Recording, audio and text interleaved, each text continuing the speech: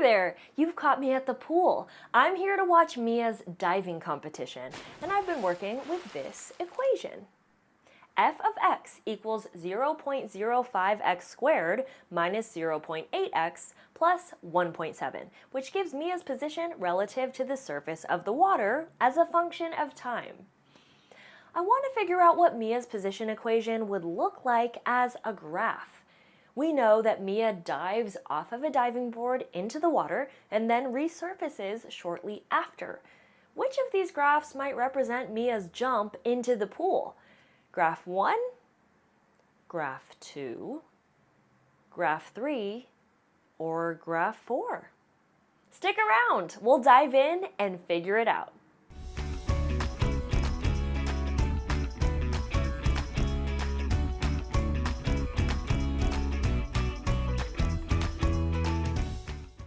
Let's start by looking closely at the graphs. Remember that the equation we're working with gives Mia's position in meters as a function of time, which is being measured in seconds. What does that mean for the graph? Well, let's think about our x and y axes. What does the x-axis represent? Right, the x-axis tells us how much time elapsed. Great! Now, what does the y-axis represent? Right again! The y-axis represents Mia's height or depth relative to the surface of the water. Where is the surface of the water?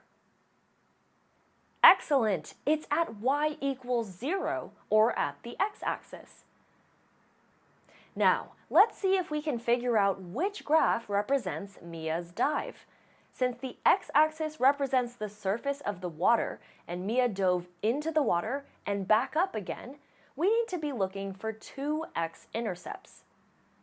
So could it be graph 1? What does graph 1 tell us? I do see two x-intercepts here, so that's a good start. What else do we see in graph 1? This graph would show Mia starting under the water, jumping or swimming up out of it, and then going back down into the water. Even though this parabola does have two x-intercepts, the direction of the parabola doesn't describe Mia's dive. Let's try another one. What about graph 2, the one without any x-intercepts? What would that represent? That would show that Mia somehow swooped down from above and then reversed direction without ever touching the water. Besides being impossible, that doesn't fit our situation either. How about graph 3 with one x-intercept? That would show that Mia dove down, touched the water for an instant, and then somehow flew back up again. While the direction of this parabola seems to be correct, having only one x-intercept doesn't make sense in this situation either. Finally, we'll look at graph 4. We can see here that Mia started above the water, dove down, entered the surface of the water, and resurfaced a few moments later. The overall shape of the graph and the two x-intercepts here do make sense, so it must be graph number 4 that matches Mia's dive. Now, let's continue our deep dive into finding roots of quadratic functions and ask another question. How long was Mia underwater? If we want to know how long Mia was underwater, which areas or points on the graph will help us figure that out? Right! We're going to need to focus on the x-intercepts. If her graph looked like the one shown here, you could answer that pretty easily, couldn't you? Right!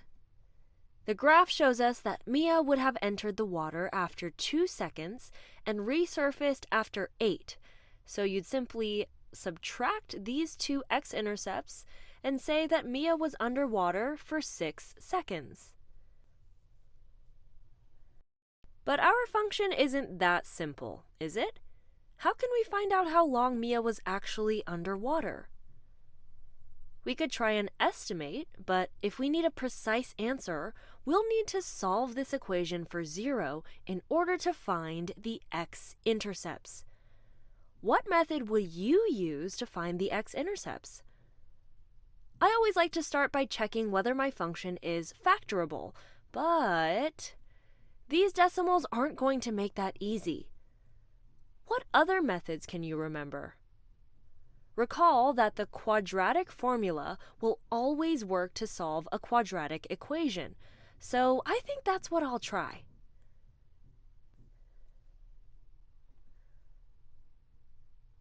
Before beginning the quadratic formula, be sure your function is in standard form and that you set y equal to 0.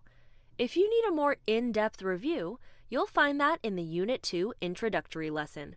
Pause your video here, use the quadratic formula to find the x-intercepts, and round your answers to the nearest hundredth. Welcome back!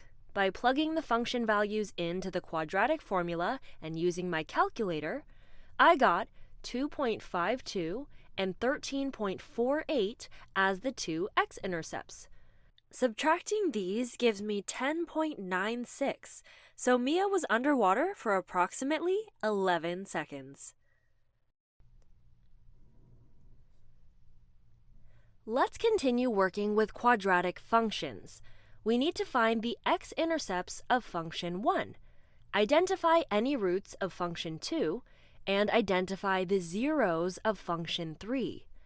What do the functions f, g, and h all have in common? Right! Each one is a quadratic or has a degree of 2, so that means they're all parabolas. In fact, these are the same functions you saw a few moments ago. And what are these questions each asking us to find? They're all asking essentially the same question. In number 1, we're finding the x-intercepts, which are the x values when y is equal to 0. In number 2, roots is just another way of saying x-intercepts. And because these are the places where the function's y value is equal to 0, when number 3 asks us to find the zeros, it's a third way of asking the same question. Remember, we can answer each of these questions by setting the function equal to 0 and solving for x. Pause your video here and try answering all 3 on your own in your notes. Solve them algebraically and show all of your work. Then come back to see how you did.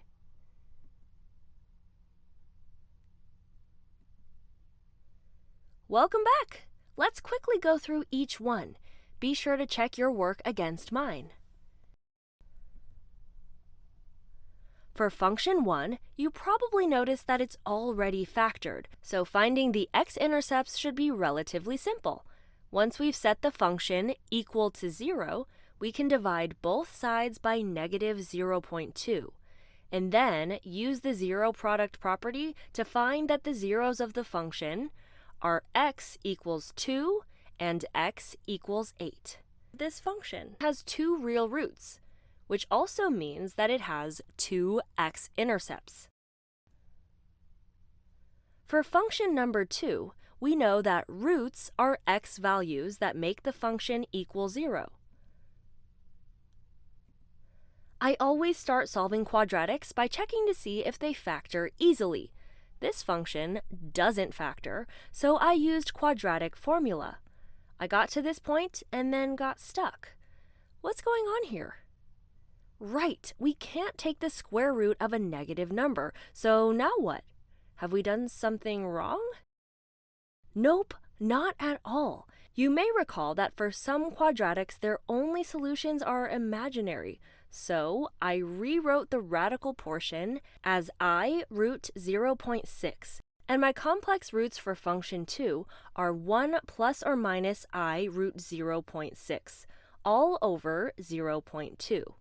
When a quadratic solutions are imaginary, it tells us that the function doesn't cross the x-axis and it has no x-intercepts.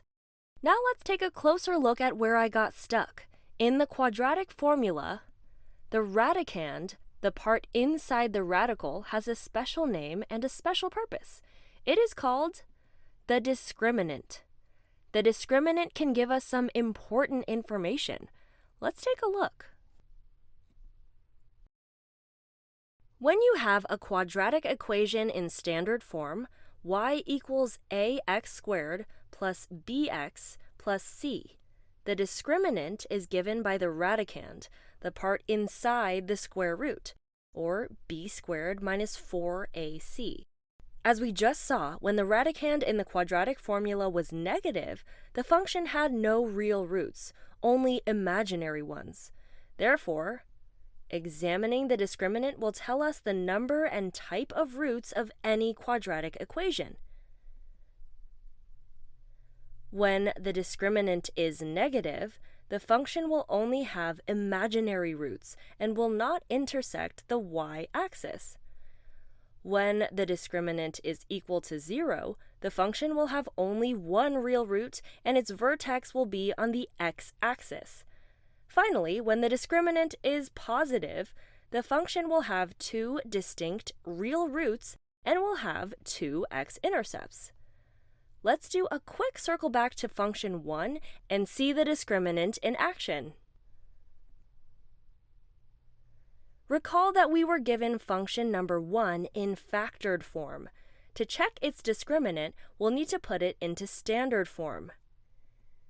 Here's what I got after expanding the binomials and distributing the negative 0.2. That tells me that a is negative 0.2, b is positive 2, and c is negative 3.2. Plugging those into the discriminant formula and simplifying gave me positive 1.44, confirming our earlier results that this quadratic function has two real x-intercepts. Okay, let's finish up with function number 3.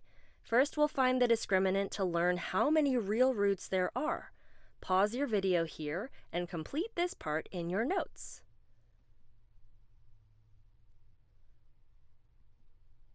Welcome back! After writing the function in standard form, I used a, b, and c to evaluate the discriminant, which was 0. What does that tell us? Right! This function should have only one 0, or x-intercept. Now let's find it. We could continue solving with the quadratic formula, but since the original form of the function was factored, I solved it from that factored form. I set the function equal to 0, divided both sides by 0.2, took the square root of each side, and added 5 to get x equals 5. Let's finish up by examining an important property of this function.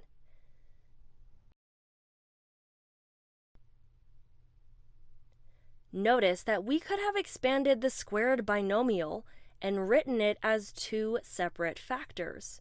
When we write the factor x minus 5 twice, it becomes even more obvious that this function has a double root and has only one distinct x-intercept. When a function has a double root or a double factor like this, we say that the root has multiplicity 2 because the factor is represented twice. A quadratic with a double factor like this one will have one real 0, representing the function's vertex, which will be found at that value on the x-axis. Let's summarize our key points for today. First, we defined the roots of quadratic functions and noted their connection to the function's x-intercepts. A function's roots, or zeros, are the x values where y is equal to 0, which is the same as the function's x-intercepts. We also used various methods like factoring and the quadratic formula to solve quadratic equations and find their roots. Those roots gave us further information about the graphs of the functions.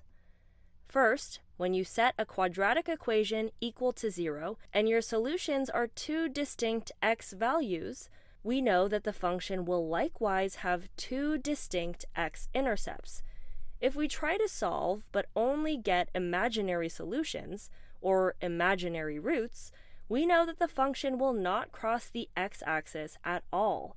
And finally, When we only get one solution, it tells us that the function's vertex will be on the x-axis, and it will have only one x-intercept. Well, I'm very swim-pressed with all of your hard work on quadratics today. See you next time!